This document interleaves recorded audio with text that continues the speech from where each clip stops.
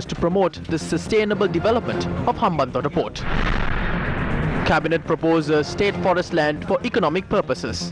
Environmentalists up in arms. Was Mahindananda's statement made to hinder an ICC appointment for Sangha? Karuna reviews what he will do after the election. The Prime Minister's opinion on political bargaining.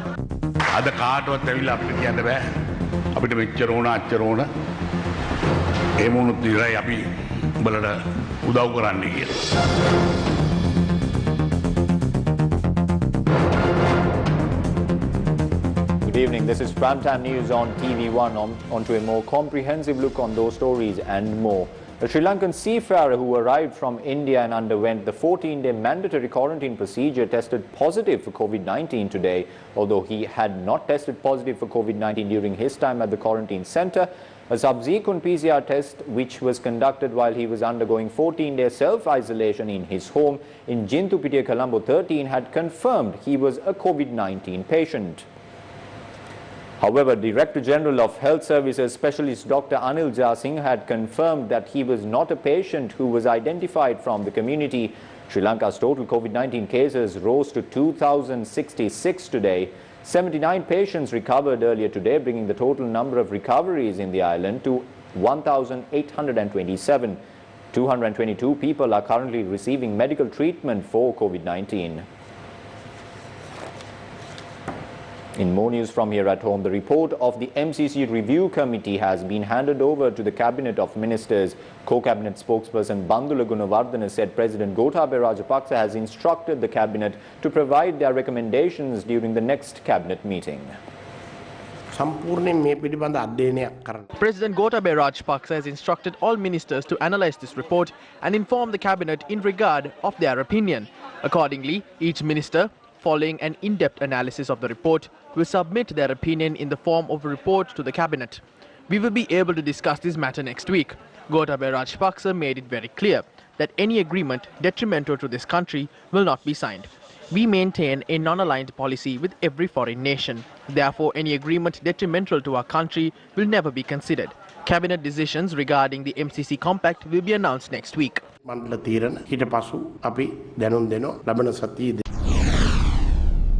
The $450 million grant that is to be offered under the Millennium Challenge Corporation Agreement will be used for land administration projects in the country. The review committee that highlighted the serious consequences of signing the agreement had raised caution, citing that data relating to these projects would fall under the possession of the MCC amidst a violation of the laws and the constitution of the country. While diverse views are being expressed about the MCC agreement, details relating to another serious decision concerning valuable lands in the country have emerged.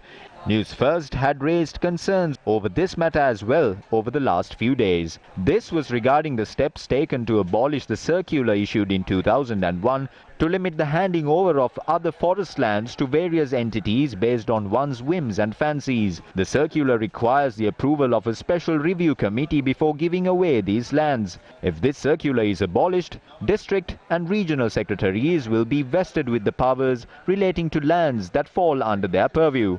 On the 29th of last month, Venerable Pahiyangala Anandasagara Thero raised concerns over this matter during a meeting with the Secretary of the Lands Ministry.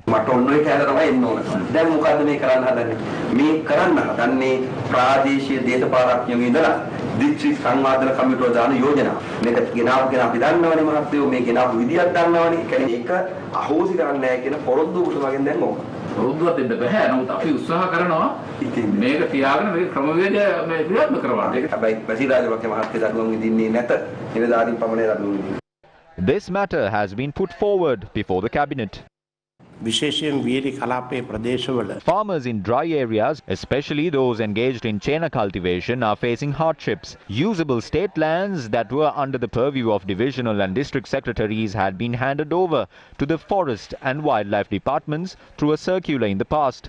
Since we received several complaints stating that farmers had been badly hit by this, the Minister of Wildlife SM Chandrasena had informed the cabinet that a decision would be made to establish a system through which these lands could be vested with the district secretary. SM Chandrasena මහතාට cabinet මණ්ඩලය දැනුම් දුන්නා. ඔව් වනරක්ෂණ ඇමතුමාද ඇමතුමනි මේක ඉදිරිපත් කරේ cabinet එකට? නෑ අධිකරු ජනාධිපතිතුමත් අග්‍රාමාත්‍යතුමා. No, this was put forward to the President and the Prime Minister as a solution to the problems faced by farmers in the southern province. වලට විසඳුමක් ලෙස තමයි මේ ඉදිරිපත් කළේ. Land that have not been declared as protected areas under an act are identified as other forest land. The A Ratna forest in Gilimale in the Ratnapura district, Kiribadgala, Morapitiya in the Kalutara district, Ruhunukanda and Kelinkanda are some examples of other forest land. By 1904, most of the forest land were owned by the Forest Department. However, in the years that followed, powers relating to forests were given to the Forest Department and the district and divisional secretaries under the Act. Accordingly, land that did not belong to the main forest or wildlife zones were considered as other forest land. They were called other forest land as they were fragmented and not because it lacks value. The decisions concerning other forest land had been changed from time to time. The Secretary to the Environment Ministry at the time issued a circular 5/2001. In 2001, other forest land were brought under the purview of the Forest Department through this circular. වන සංරක්ෂණ දෙපාර්තමේන්තුවට අයිති කරගත්තා. මේ චක්‍රලේඛනයෙන් ආරක්ෂා වෙන වනාන්තර Most of the forest land that are being protected under this circular are close to the land that belongs to the Forest Department or the Wildlife Department. Around 500,000 forest land will become insecure as a result of this. Our surveys have shown that we do not have at least 16% of forest land at present. The Forest Department has changed percentage of forests by altering its definition. Forest reserves will be isolated if the debris is removed. අයින් වුණොත් නව හුණන් විශේෂයන්. You might recall that they discovered new species of geckos recently. These geckos have been discovered from another forest land. There is a fish called bandulabab that is endemic to Sri Lanka. This fish can only be found in Sri Lanka.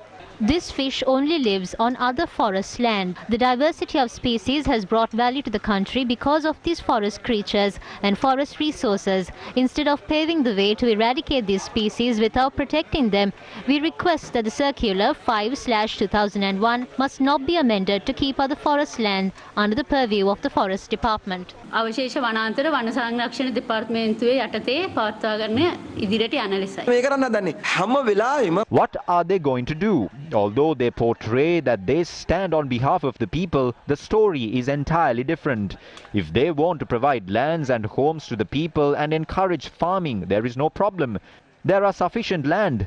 If they want to do it, there are regulations in the circular to do that. However, what are they trying to do? They are trying to completely abolish the circular to obtain all forests and provide them for various purposes. It is the District Secretary of SM Chandrasena who is exerting more influence on this. We can see that they are trying to give these land to certain companies in a secret manner.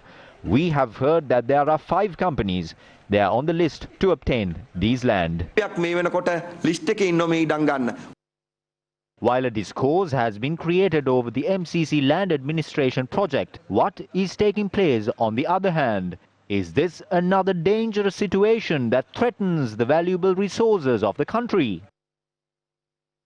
A Newsfirst investigation has shown that Australian mineral exploration company Titanium Sands Limited does not hold licenses to carry out exploration on Manor Island, despite making claims to that effect. In a project report, Titanium Sands Limited said it is carrying out exploration on Manor Island using 9 licenses that belong to the subsidiaries of 2 Mauritius companies named Srinil Holdings Limited and Bright Angel Limited that it has acquired. According to the Geological Survey and Mines Bureau, licenses have been issued to 5 companies to carry out exploration on Manor Island. That includes Kilsith Exploration Private Limited, Supreme Solutions Private Limited, Hammersmith Ceylon Private Limited, Sanur Minerals Private Limited and Orion Minerals Private Limited. However, the Geological Survey and Mines Bureau, which issues licenses, confirmed that the 5 license holders have not informed that they are currently owned by a Mauritius company or the Australian Mineral Exploration Company. Company records inspected by Newsfirst also do not show the involvement of a Mauritius company in respect of the 5 license holders. In a report, Titanium Sands Limited said it had supervised exploration activities that had been carried out by Srinel Holdings Limited on Manor Island since 2015. However, a Newsfirst investigation has shown that Titanium Sands Limited had acquired all the shares of Srinel Holdings Limited only in 2018. The protest staged by port workers urging that the East Container Terminal of the Colombo port must be managed by the Sri Lanka Ports Authority is still underway. Amidst the ongoing protests, the Prime Minister had informed that he would discuss this issue with the workers during the meeting.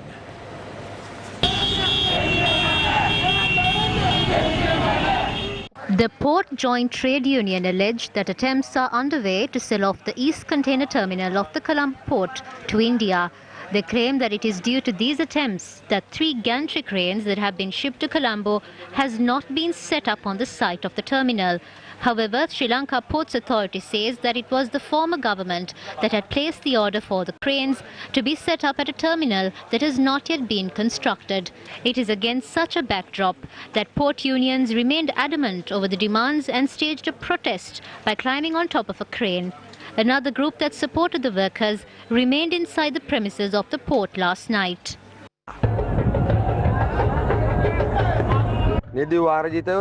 වරාය අනාගතය වෙනුවෙන් වරාය අභිවෘද්ධිය වෙනුවෙන් සටන් කරනවා සහයෝග දෙනවා. Employees attached to the Jaya and Samgi container terminals also supported the ongoing protest this afternoon. අද මේ මොහොතේ ඉඳන් අපි මේ වරායේ සියලු වැඩ නවත්තනවා.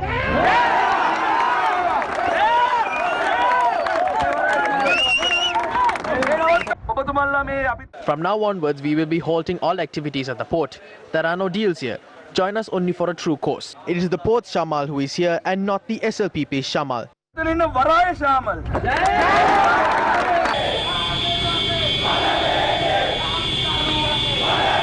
Employees attached to the Galle port also joined the protests today.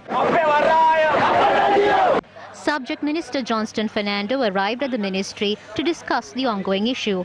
However, trade union representatives said that a feasible solution had not been given to this issue.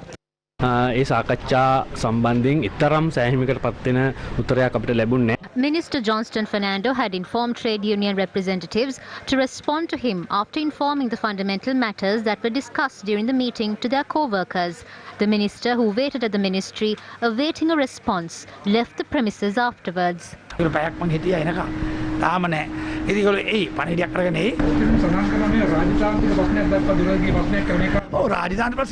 are several problems such as the MCC, LNG and the agreements that were signed by the former government to sell off the port. The previous government wreaked havoc. We will take the necessary decisions with patience in a legal manner. I too was a former trade union president. Let us see what their stance is. මමත් ඉතින් බුදු සමිතිය හිටපු සභාපතියෙක් මං හිතනවා ඔවුන්ට හොඳ පිළිතුරක් හම්බුණා කියලා. බලමු ඔවුන් කොහෙද හිටගෙන ඉන්නේ කියලා බලමු පොඩ්ඩක්. දැන් ඇමතිතුමා කියනවා. The minister is telling us that we are being handled by an unknown entity. We would like to tell the minister there is no such entity. Our only entity is the people that are here. Therefore, dear minister, you cannot stop this action with pretense. This issue has aggravated by now. Over the past few days, we attempted to solve this issue calmly. Now we won't remain calm. The operations of the port are crippled. An agreement has been signed with India. They are saying no to us. We are stuck due to this reason. Don't we have leaders with a backbone in this country? Tell these Indians not to tamper with our sovereignty. This is an asset to our country.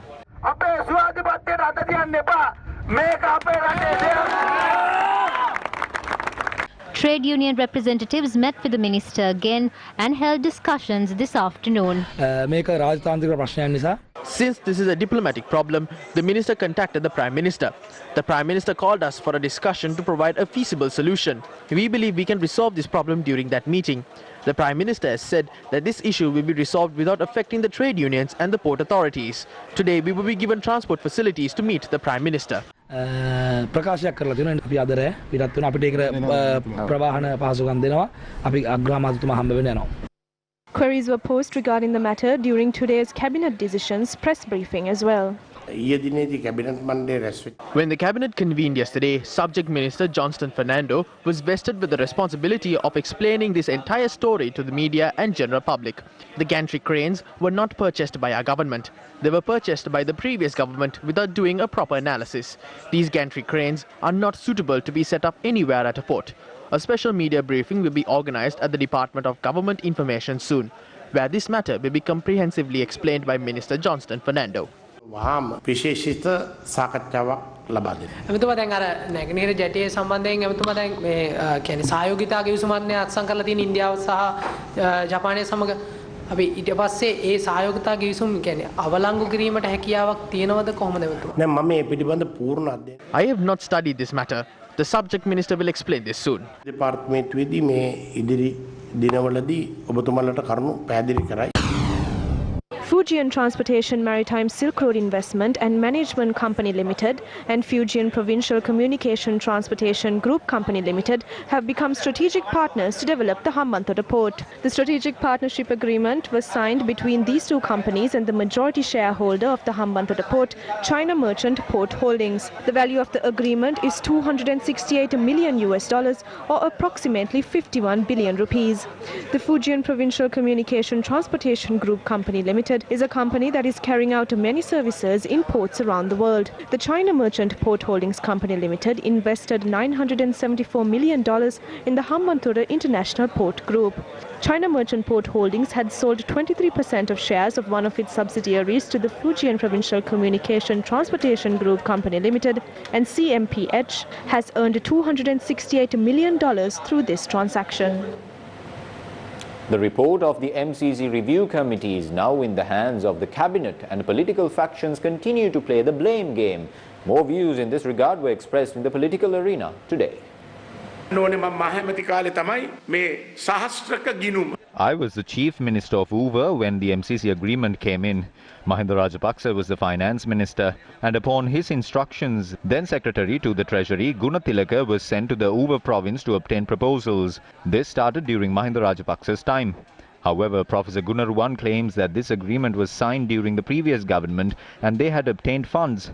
So if money was taken, tell us who obtained these funds. If the agreement was signed, where was it signed? This information must be disclosed. Reveal those involved in signing the agreement. I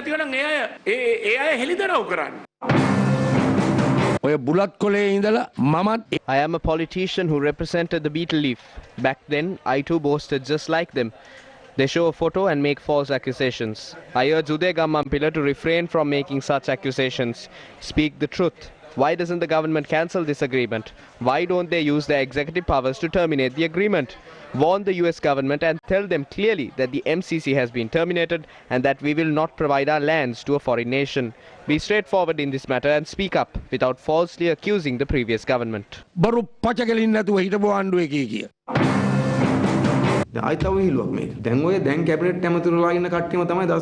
This has become a joke. The factions of the current government are the ones who opposed the signing of the MCC during the run-up to the presidential election. They claim there was no point of living if the MCC was signed. They claim the USA will build an economic corridor and divide the country into two. But now what has happened? The MCC report has been directed to the cabinet. This will delay the matter by another 2 to 3 weeks, just in time for elections. After elections, the MCC will be signed. The government must inform the MCC in the US that Sri Lanka will not go forward with the compact.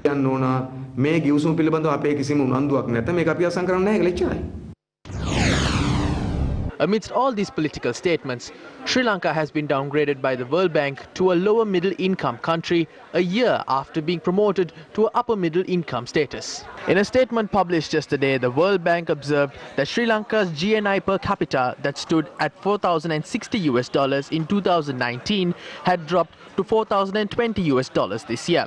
The GNI per capita is the dollar value of a country's final income in a year divided by its population. The World Bank said that countries have been classified based on their income last year and that the impact of COVID-19 has not been reflected through this yet. It added that countries have recorded a GNI per capita between $1,036 and $4,045 have been categorized as lower middle income countries. Lest we forget. Who deceived who? Did we deceive the Portuguese when we took them on a longer route to reach Corte? Or did the Portuguese deceive us when they built a fort on a legally obtained plot of land? We had to wage war for more than 100 years to regain control of our coastal areas from the Portuguese. King Rajasingha II, however, knew that we cannot battle the Portuguese alone. Therefore, he made a very difficult and a cataclysmic decision. That decision was to sign an agreement with the Dutch to allow them to take control of our nation after they had defeated the Portuguese. Lest we forget. In the year 1603, on the 2nd of June, the Dutch Admiral Joris van Spielbergen arrived in Ceylon with 3 ships from the Dutch port of Weer after a 12-month voyage. Visiting Kandy, the seat of King Vimaladharma Surya I, Spielbergen and the king developed cordial relations. In 1638, the Dutch agreed on a new treaty with King Rajasingha II in his palace in Batticaloa. Under the treaty, the Dutch were to have a monopoly over all trades except elephants. This later gave rise to much disagreement between the two parties. The same goes for the clause stating that the king would pay any expenses incurred by the Dutch in the war effort against the Portuguese. Lest we forget. King Rajasingha II, who was from the Kandy kingdom, had one intention, and that was to chase the Portuguese away. That is why he reached an agreement with the Dutch in 1638. This agreement was reached in Batticaloa with an admiral named Westerwald. The Dutch were willing to work under the king and liberate these ports from the Portuguese and provide it to the king. The king agreed to pay the amount they would incur for this purpose.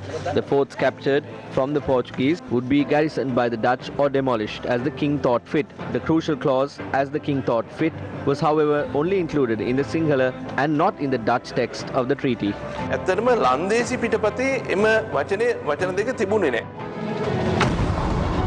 Lest we forget.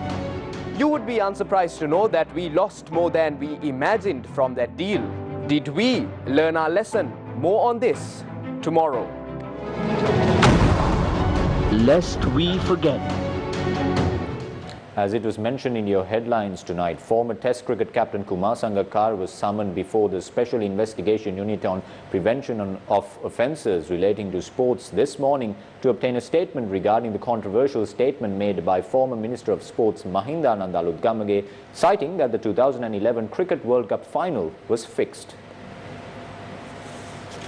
According to our correspondent, Kumar Sangakkara had provided a 9-hour statement after arriving at the Special Investigation Unit around 9 today. Kumar Sangakkara had captained the Sri Lankan team during the 2011 Cricket World Cup. I provided a statement with regard to the investigation, considering our responsibility and respect to cricket, and also because the right thing must be done in the right manner. When the investigations are done, I believe that you will be able to understand more about the statement of Mahindananda Alutgamage.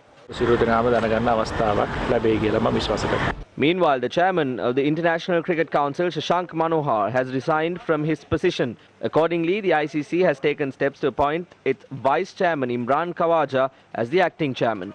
According to a notice issued by the ICC, the method of selecting a new chairman will be made public in the coming week. It is the ICC which is the global administrative body for cricket. It is Asian countries, especially us, that have the best chance to become the ICC chairman. Most people in the world are of the opinion that Kumar Sangakkara must be appointed as the chairman of the ICC. Are they levelling these allegations against Sangakkara to deprive him of embarking this journey to bring glory to the country? Or is it to provide an advantage to someone else who is contesting for the same position from another country? Leader of the Samagi Jana Balavege, Sajid Premadasa, in a tweet deplored the government's conspiracy against cricket heroes such as Kumar Sangakkara, who brought pride and victory to our nation. He added that everyone should unconditionally stand with them at all times. According to the laws of ICC, a person who was not on his board of directors cannot directly assume office as chairman.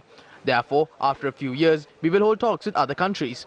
The countries in the ICC pledge their support based on their relationship with the country. It is not a position that one can assume simply through an election.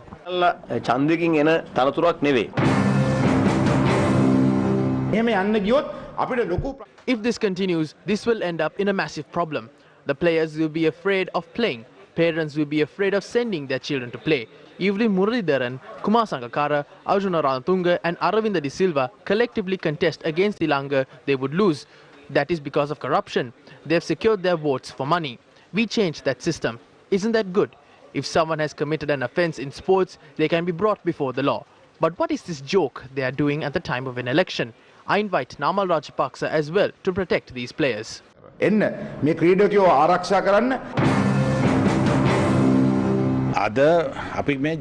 Today we are speaking about match fixing surrounding international matches. However, don't forget that there is a report about fixing in local matches.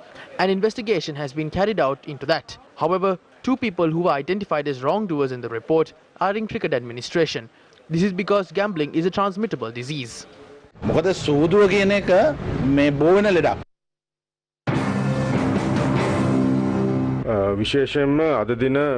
As the son of the former minister Prema Dissanayake, who was vital in bringing cricket to the international level, I wish to express firm objection on recording a statement from Kumar Sangakkara. These are players who brought glory to the country. They are summoning all these players and not the minister who levelled the accusations. They go to his house and record a statement. I feel that this is a contradictory action.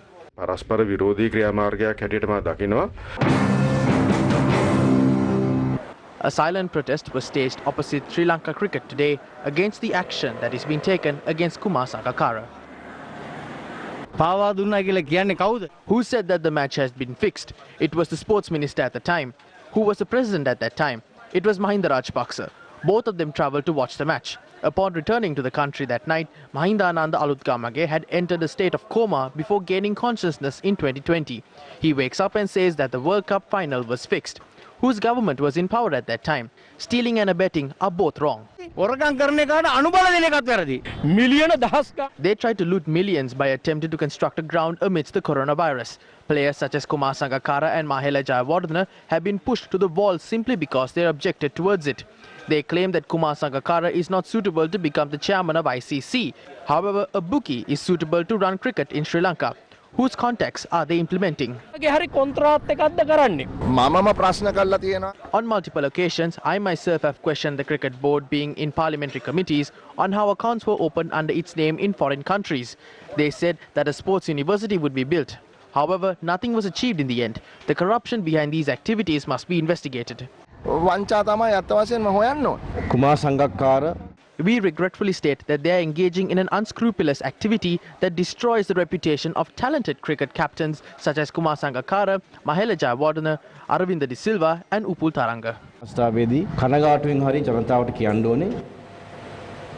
A statement made by the leader of the Tamil United Freedom Front, Karuna Amman, created a serious political debate in the country. While the impact of this statement has not subsided as of yet, Karuna Amman made another statement in Kalavanchikudi yesterday.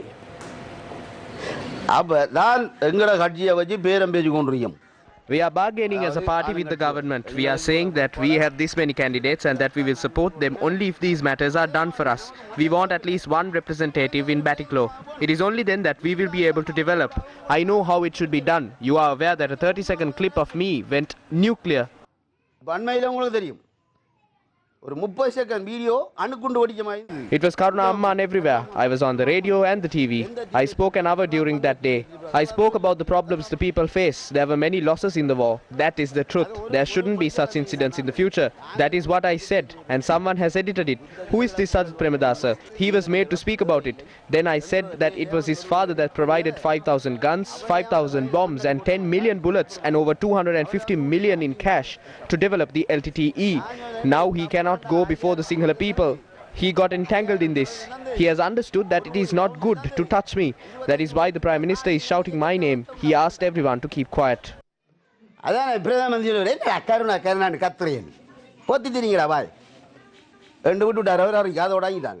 Karuna Amman's wife also spoke at this meeting. AL mathematics படிச்சிருக்கேன் நான் இந்த போராட்டத்தில் இணைஞ்சனால் I joined the struggle while I was doing my advanced level in the maths stream. My daughter and I met with Honorable Mahinda Rajapaksa. Amman was not there.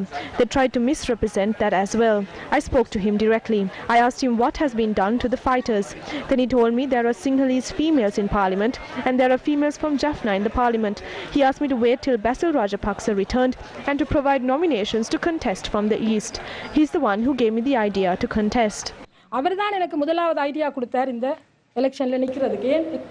Prime Minister Mahinda Rajapaksa expressed the following views on political bargaining in Babdegama today. දැන් අවශ්‍ය වෙන්නේ ගෝඨාභයක ජනාධිපතිවරයාත් එක්ක එකට වැඩ කරන්න පුළුවන්. What we need now is a team that would collaborate with President Gotabaya Rajapaksa and support him. Until now, everyone was of the view that you cannot be elected as the president without the votes from the north and the east. However, this assumption was proved wrong during the presidential election last year. We thank you for this, as it was your votes that helped us to achieve this. Today, no one can bargain and fulfill their agendas.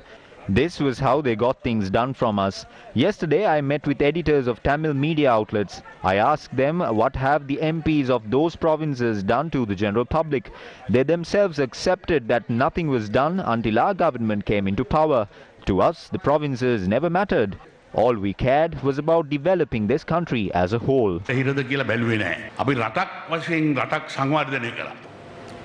More news from the political sphere of the country. Leader of the Samagi Jana Balawege, Sajith Premadas, explained his future strategy on equally developing Sri Lanka in Manna today.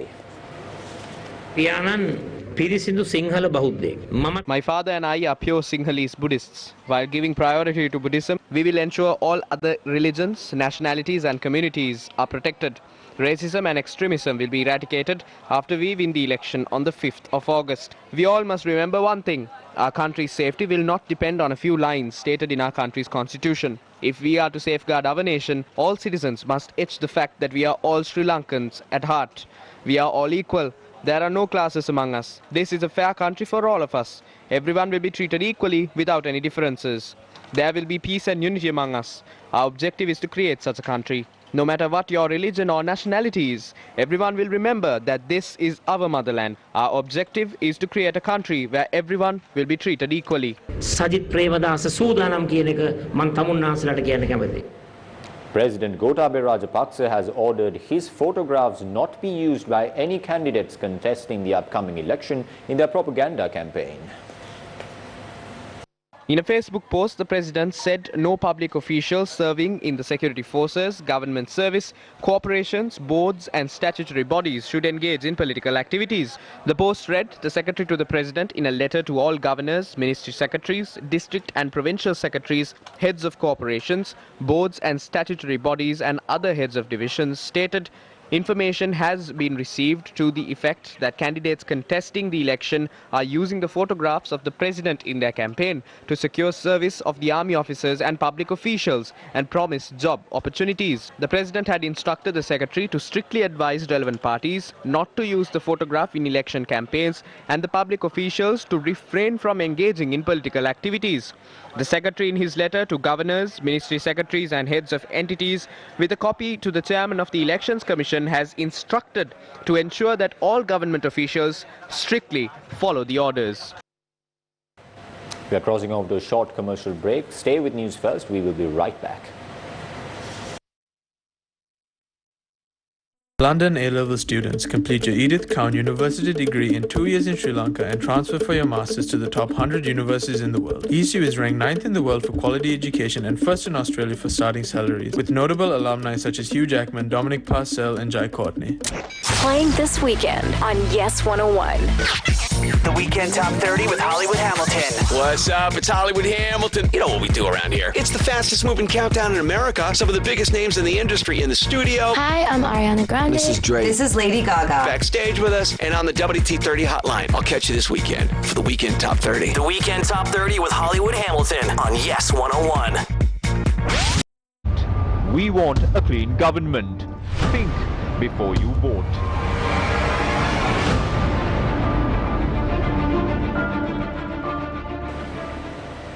Welcome back to the news. During a media briefing today, Dr. Vijayadasa Rajapaksa made a revelation regarding the Avantgarde deal. Rajitha Senaratne challenged me to prove the claim that he had obtained a bribe of 20 million from Avantgarde. I received these documents in 2015.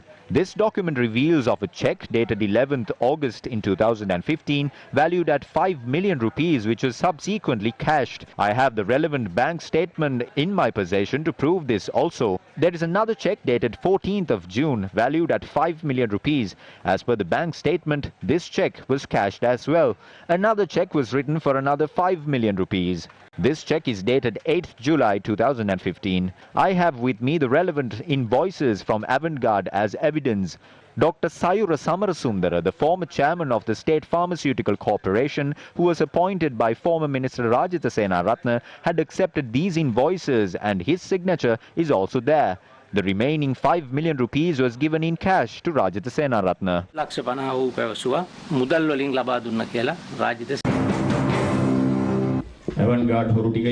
The Avantgarde thieves are there. Vajira Bewardhana, Tilak Marapana and Vijayadasa Rajapaksa left. We do not want these people. We said we would take over the UNP. We took ownership of the party without these people. This Avantgarde made the government lose an annual income of 1.1 trillion annually. The Navy commander and the former Chief of Defence Staff had to provide evidence. The Navy took over this task from the Avantgarde, claiming that this was unjust. The government appointed a commission to look into political revenge, but what they are doing is protecting the Avantgarde. The owner of Avantgarde is a captain. He was a deserter during the war. I showed pictures of Vijayadasa being taken to Disney World by the owner of Avantgarde. Vijayadasa has remembered those moments and has come out again to support the owner of the Avantgarde. At that time, he said that he doesn't even know him. Now he is acting on his behalf quite openly.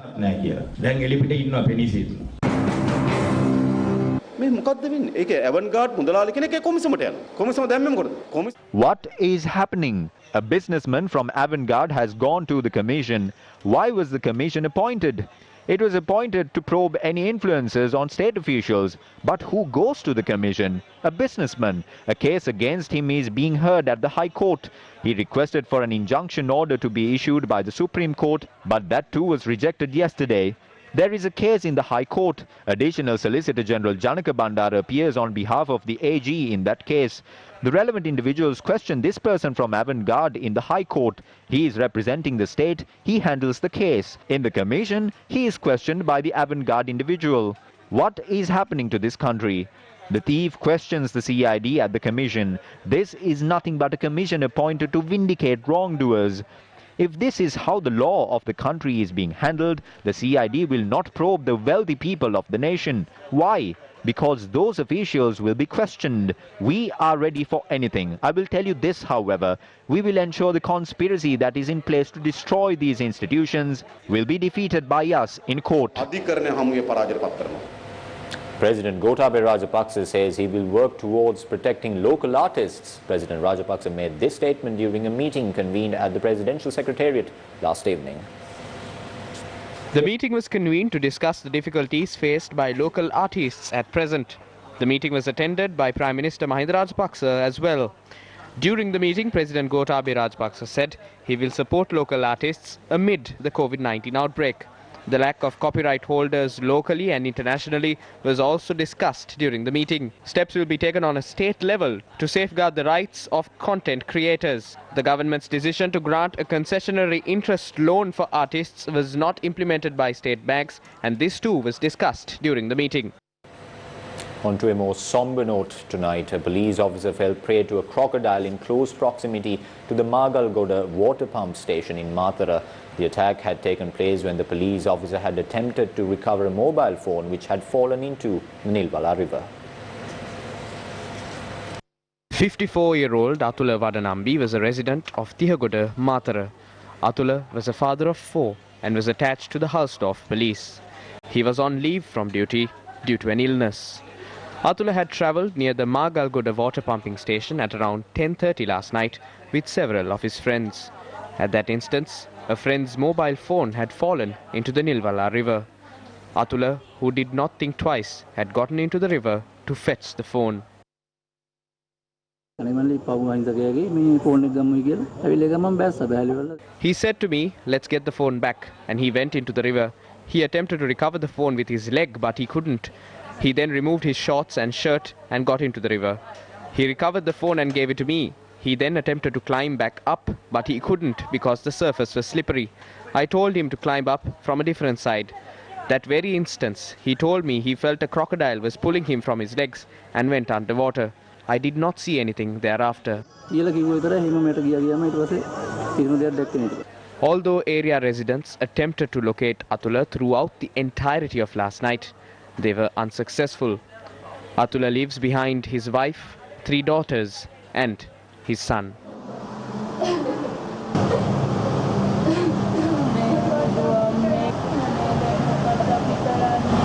What are we to do now? He was about to retire from service. He was ill. He went with our son to purchase milk and came back around 10 p.m. He left again around 10 p.m. Officials from the Disaster Management Centre, along with area residents and the Thiagoda police, attempted to locate Atula's body since early this morning. However, their attempts have proved futile until now. These were the views expressed by Minister Johnston Fernando following a discussion with port trade union representatives.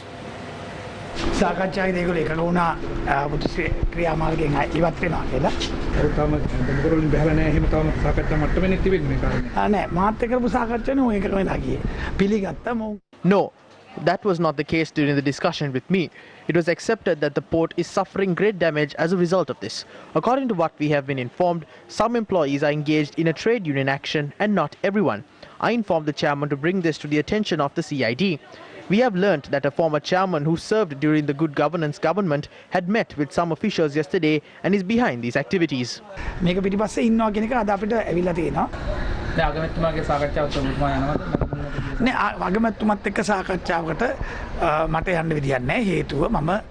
I cannot attend the meeting with the Prime Minister. I am contesting the election. However, due to this issue, I have cancelled 68 meetings during the last 2 days. Can we sell off ports in a secret manner like selling off a box of matchsticks? These are lies. However, it must be admitted that there were trade unions that expressed their support when the Hambantota port was sold. Our government makes decisions that do not affect us. We will not make any decision that affects the country. They are trying to prevent us from entering parliament. That is the reality. We have been informed that former chairman Prema Dissanayake is clearly behind all of this. He is holding discussions and organizing these activities. Therefore, let us find out who else is behind these activities. Then it could be understood as to whether some are protesting for the true sake of the port or for any other reason.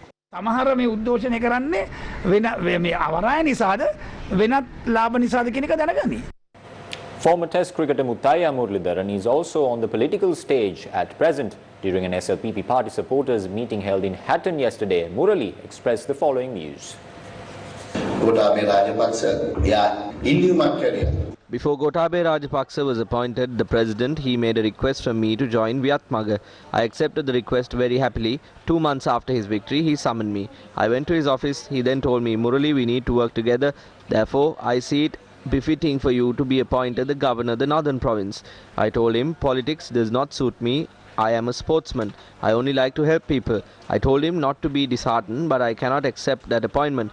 Thereafter he said, it is fine, I will appoint a different person. After 2 more months he called me again. He told me, you said you cannot take over the north, but if you can, as a favor to me, contest the election. When I told him I cannot do that either, he seemed disappointed, but then he said, you helped me win, but if a solid set of people do not work with me, we cannot revive this nation. I made a suggestion. I told him my brother is talented. I will put him forth and stand behind him and work. The president was satisfied with that suggestion. That is how I ended up here today. The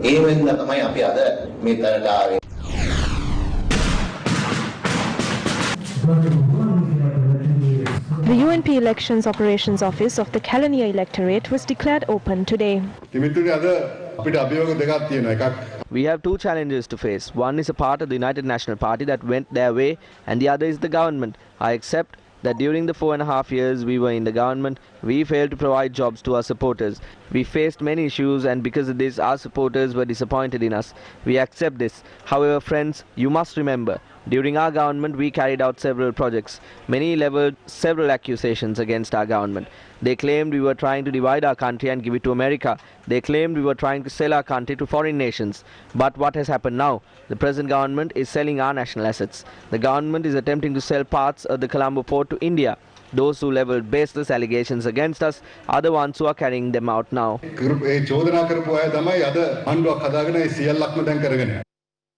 A vintage motor car which was travelling along Ward Place, Colombo, was completely destroyed earlier today after it caught on fire.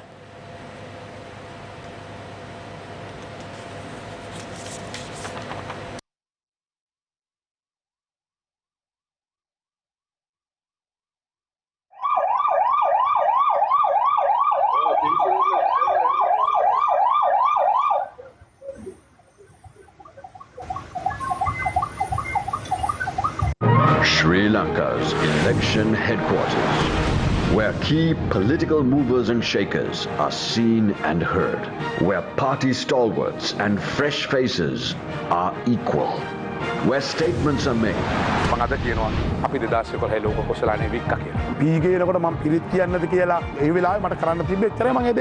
And leadership emerges, where partnerships are established and destinies decided.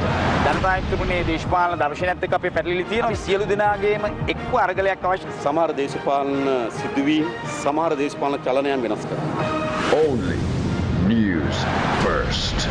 Sri Lanka's election headquarters. News First.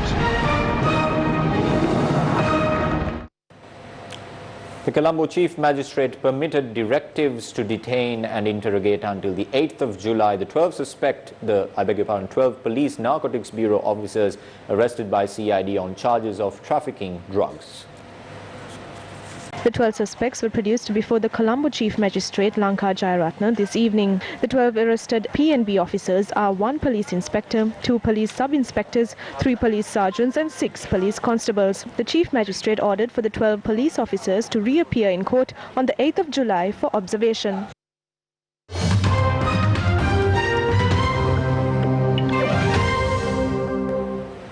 According to preliminary results, President Vladimir Putin has won a resounding victory in his bid to stay in power until the middle of the next decade, as Russians voted overwhelmingly to endorse the country's political status quo. Russians went to the polls to cast ballots in a nationwide referendum on constitutional amendments. The vote paves the way for Putin, who has ruled for 2 decades, to remain president until 2036.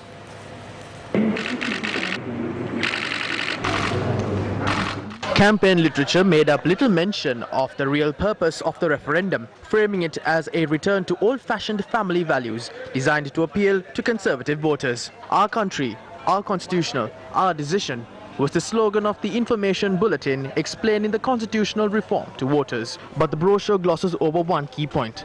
The changes to the constitution effectively reset the clock on Putin's term limits, allowing him to seek 2 more 6-year terms when his presidency ends in 2024. The Russian government opened early voting last week in what was officially described as a measure to encourage social distancing amid the coronavirus. But critics have said the government has drawn out the vote and declared Wednesday a national holiday to encourage voter turnout. We leave you tonight with the rendition of the Nagitimu Sri Lanka song from the students of the Kirillavala Central College. I'm Tarush Kumar Singh along with our news interpreter for tonight, Brandy Cruz. Good night.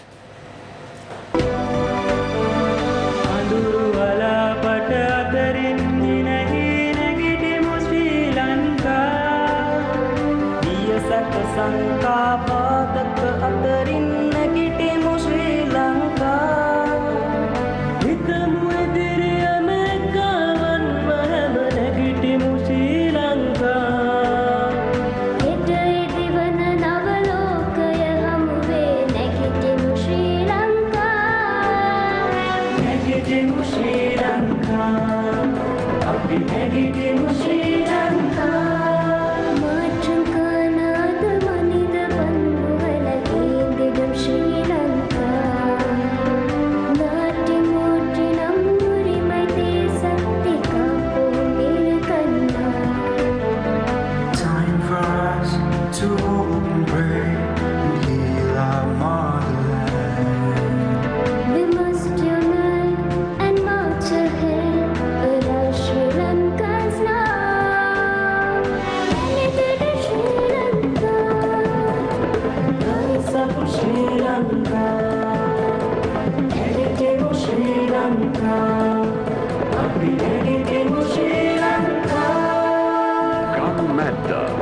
Nagitimu, Sri Lanka.